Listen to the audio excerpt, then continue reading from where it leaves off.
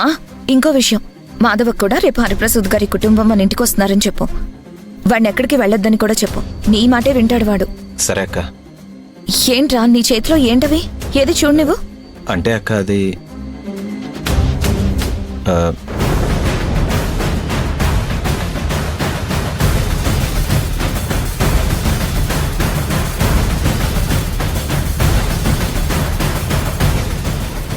రాఘవా, ఎవరి కోసం? అమ్మ కోసమా నా కోసమా?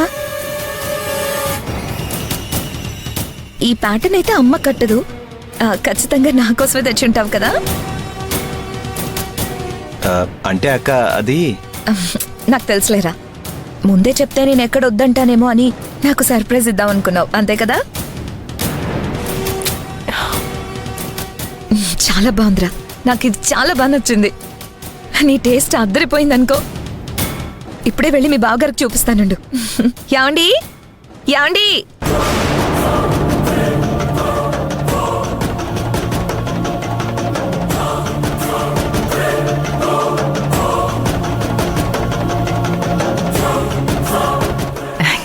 ఏమే ఇక్కడే ఆగిపోయావేంటి?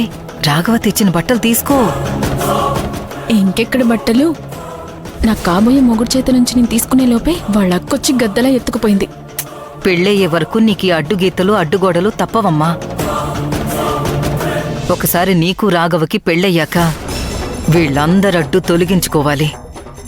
అదే నువ్వు ధ్యేయంగా పెట్టుకోవాలి. అర్థమైంది కదా? అర్థమైందమ్మా.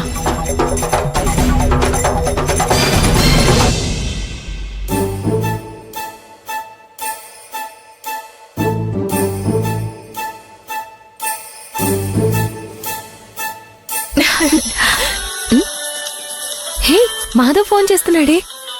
అసలు విషయం తనకిప్పుడు తెలిసినట్టుంది. నువ్వేం తెలియనట్టు మాట్లాడే.